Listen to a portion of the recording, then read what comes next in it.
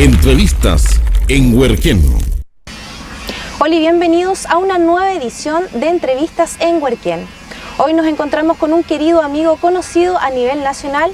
Me refiero a un periodista bastante reconocido y recordado, Alejandro Guiller, quien es hoy en día senador de la República. ¿Cómo está? Muy bien, colega, y muy contento de estar otra vez en Villarrica, que cada vez más precioso. ¿Qué lo trae por estos lados? Sabemos que le gusta mucho la región, pero seguramente hay algún punto específico por el que vino. Vengo por dos razones, en realidad. Una es por un amigo que está contrayendo un compromiso que espero sea de por vida y que le vaya muy bien en esta aventura, entonces para desearle suerte. Y además porque yo tengo un gran amigo aquí profesional, Jaime, que está conmigo. Jaime Beltrán, uno de los próximos candidatos a concejal. Sí, él se la juega el próximo 23, entonces invitar a la gente a que participe, vote, no importa qué sector político, vote, ejerza el voto, el derecho ciudadano. El único día del año que somos todos iguales es cuando votamos. No, y además ayudarlo, porque además con Jaime ha hecho un muy buen trabajo en el sector vivienda, urbanismo, y es sociólogo igual que yo y además colocolino. Así que nosotros hacemos el gesto siempre de colocolino, ¿no? Por si acaso, esto no es, no vaya a creer que es una cosa, ¿cómo le llaman a algunos de esas cosas satánicas? No, sí. Esto es puro Colo-Colo nomás. Puro Colo-Colo. Sí. Bueno, y así con la misma fuerza y garra que tienen por un equipo de fútbol, supongo que también están preparados para las próximas elecciones de este 23 de octubre. Sí, estoy recorriendo comunas, llevo más, no sé, 160 comunas de Chile, creo que la mitad más o menos ya las he recorrido. Promoviendo sobre todo gente joven como Jaime, que viene con un enorme entusiasmo, que han hecho una pega en el servicio público de muy buena calidad, sobre todo en temas tan urgentes como la calidad y el desarrollo de las ciudades, y el tema de la vivienda, que es el sueño número uno de todas las familias chilenas, como es lógico. Se ha hecho un buen trabajo y ahora viene mucho más, porque no hay que olvidar que esta elección es la más importante de los últimos 25 años, la elección de los alcaldes y concejales. Senador, ¿qué le parece el desarrollo de la comuna en los últimos años? Bueno, esta es una ciudad que tiene mucha identidad y además está todo en un complejo en torno al lago, entonces son varias localidades, y entre paréntesis soy hijo ilustre de Curarrehue, eso lo sabe poca gente. Vecino. Y que conste que fue por un alcalde muy amigo mío, Tito Carrasco, que es de RN, pero un gran amigo, y lo ayudamos y nos hicimos amigos cuando hubo un terremoto blanco acá. Es un complejo turístico, uno de los más maravillosos de Chile, sin ninguna duda, con además estupenda infraestructura, pero tiene que seguir progresando. Y yo decía que estas son las elecciones de alcalde y concejales más importantes de los últimos 25 años, porque los que ganen, o sea, ustedes, los concejales con los alcaldes, les va a tocar desarrollar el nuevo ley de plantas municipales, que significa que muchos trabajadores municipales, que hoy día están a honorario, por ejemplo, van a poder ser a contrata o incluso pasar a planta. Y también se va a poder contratar más profesionales según las necesidades de cada comuna. Ejemplo, si acá tienen problemas de salud, que lo tienen, sí. Necesitan trabajar. Ustedes me estaban comentando sobre salud básica, primaria, ¿no? Sí, sobre todo el tema de atención, médicos especialistas, consultorios municipales, todo el funcionamiento. Y para mí la ley de plantas municipales va a ser clave, sobre todo para atención y contratación de nuevos profesionales. Exactamente, bueno, esa es la razón, que hay suficiente para votar. Y segundo, porque es parte de una cadenita que es la descentralización. Como usted sabe, hace un par de semanas atrás aprobamos en el Senado la elección democrática de los actuales intendentes que pasan a llamarse gobernadores, regionales, pero ya no los va a designar la presidenta o presidente, sino que los va a elegir el voto popular. Y eso va a iniciar un proceso de descentralización en Chile, que esperamos que sea, ojalá, para Chile el próximo año, para que las regiones comiencen a tomar parte de las facultades y atribuciones que tiene el gobierno central.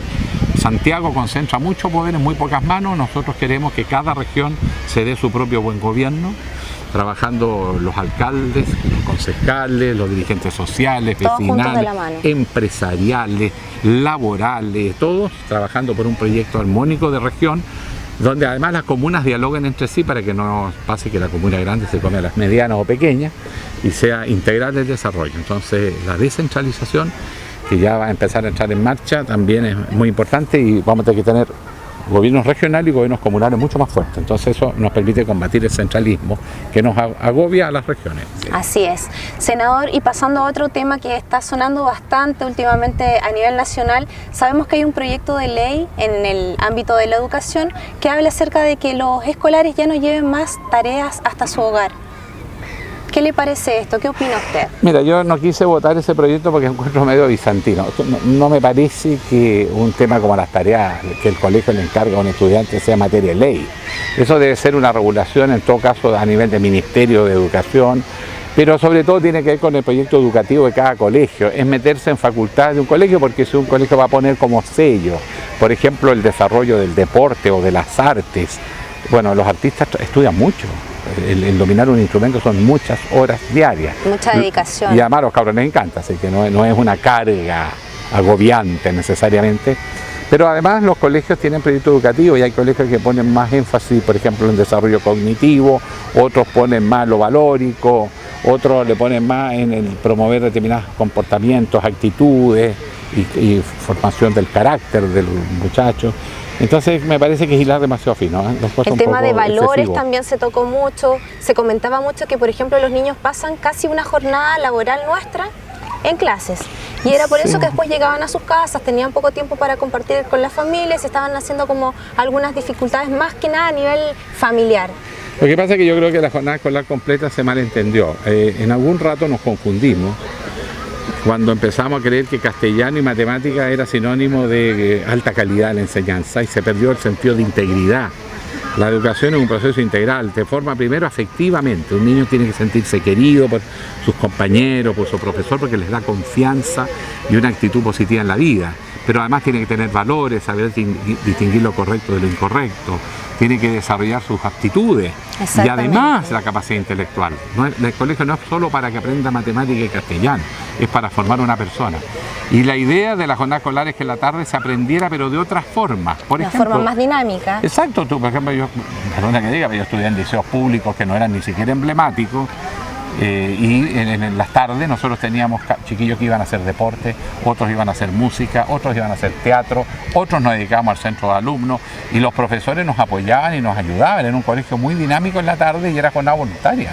Estaba dentro de la carga que tenían los profesores trabajar con los alumnos en actividades extraprogramáticas, se llamaban en esa época, y era un colegio maravilloso que yo pasaba metido en el colegio todos los días.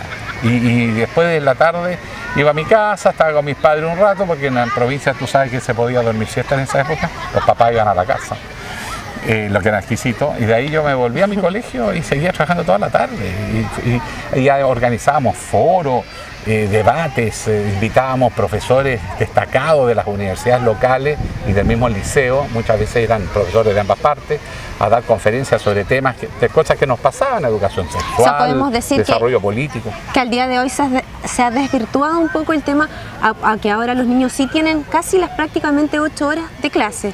Son muy poquitos los colegios, por lo menos acá en la región, que tienen actividades recreativas para después, o un tema de deportes, o de música, o de arte. Se enfocó netamente a un tema de materia.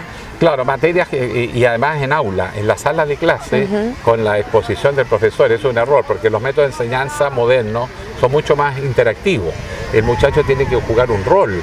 Y por ejemplo, tú puedes enseñar disciplina, capacidad de manejo de conflictos, de frustraciones, esfuerzo compartido, trabajar cumpliendo funciones múltiples, haciendo deporte, pero un deporte dirigido por el profesor, pues no así pichangueando toda la tarde. Exactamente. Y lo mismo pasa, por ejemplo, los muchachos que tienen vocación por la literatura, de un taller de literatura en el colegio, donde escriban o donde representen personajes en obras de teatro, hacer los colegios más interesantes, más dinámicos, y para lo cual además hay que motivar a los profesores para que nuevamente les demos el reconocimiento que merece por ser profesor y los estímulos para que él vaya más allá del cumplimiento de un programa.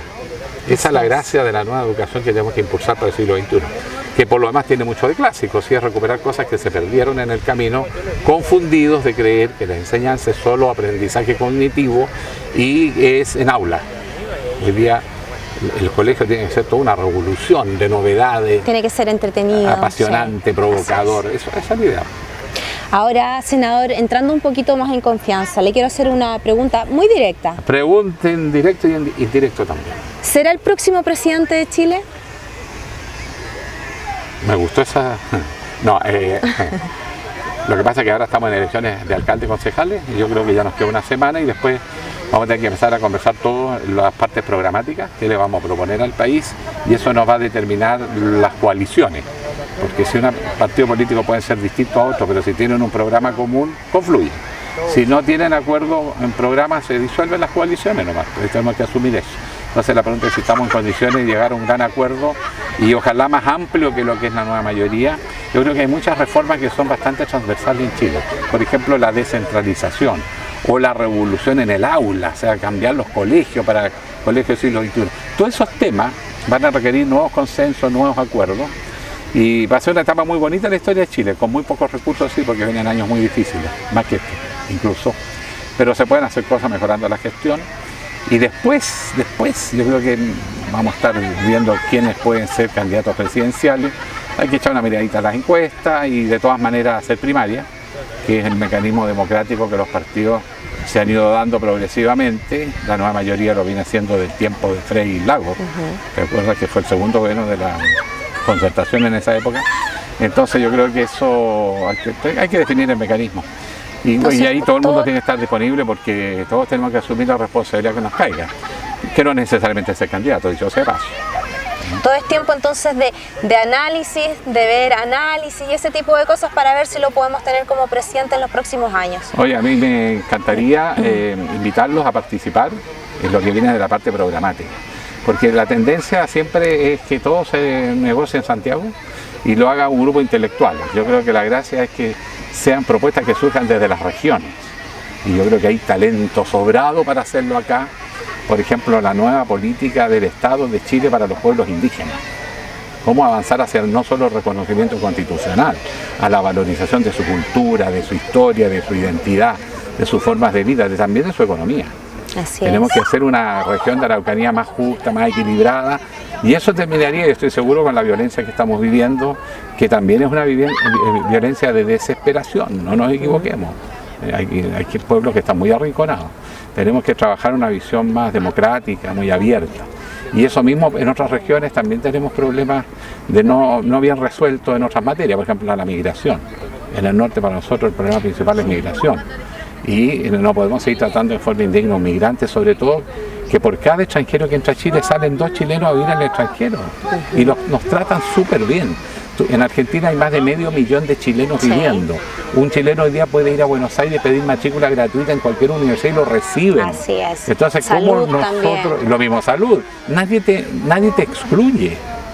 Y lo mismo pasa con los otros países vecinos. Tú vas en Bolivia, yo tengo en Calama chiquillos que están estudiando medicina en Bolivia, por ejemplo, y lo mismo, recibidos con cariño, con respeto. De repente se toman sus tragos los cabros y se tiran sus cositas, pero hay un respeto, hay una acogida. Entonces no se justifica que nosotros tengamos una actitud tan de animadversión muchas veces con el extranjero. Un tema más de educación quizás. Sí, de tolerancia, de respeto y de entender que la diversidad es una cosa maravillosa. Por ejemplo, en Antofagasta, en el liceo que yo estudié, que como digo, un liceo público, que no era ni emblemático ni nada, hoy día, por ejemplo, hay cursos que tienen más de 40, 50% de alumnos que son hijos de extranjeros. Imagínate la enorme y rica experiencia de tener chiquillos de muchos países, de Bolivia, de Perú, de Colombia, de Ecuador, de República Dominicana. Es ver que el mundo es tan diverso. Eso le abre la cabeza a los cabros nuestros en un mundo de globalización formidable. Así es. Senador, me gustaría dejar la cámara para usted y que le haga una invitación quizás a toda la gente de la zona a que se anime a participar de estas próximas elecciones. Eso me encanta. Como en mis tiempos de periodista, para decirles que, mire, votar es tan importante en la democracia. Si usted está cabreado con los políticos que tiene, cámbielos. Pues. Si no le gusta la izquierda, vote por la derecha, pero vote por gente limpia, gente honesta, gente que venga con preparación. Porque el gobierno local, el municipio, es la primera instancia donde el ciudadano que tiene un problema puede recurrir. Y el concejal que lo puede acoger, el alcalde puede resolverle muchos problemas. Por ejemplo, la salud primaria, por ejemplo, la educación, en las etapas sobre todo básicas. O por ejemplo, la seguridad ciudadana, o el desarrollo de campos deportivos, etcétera. Todo eso lo pueden hacer en el gobierno local. Por eso es que es importante y lo invitamos a que vote, participe, comprométase para elegir buenos concejales y buenos alcaldes. Y lo esperamos en las urnas el 23 de octubre próximo. Por supuesto, ahí estaremos todo este 23 de octubre. Senador Alejandro Guiller, le doy las gracias por haber venido a compartir con nosotros acá en Huerquén y ojalá lo esperamos en una próxima vez y ojalá sea como presidente. Mire, o por lo menos en campaña. O por lo menos en campaña. No tan apurado. ¿Cierto? Okay. Muchas gracias, que esté muy bien. Chao. Muy bien, de esta forma estamos llegando al final de Entrevistas en Huerquén. Nosotros nos vemos en una próxima edición. Entrevistas en Huerquén.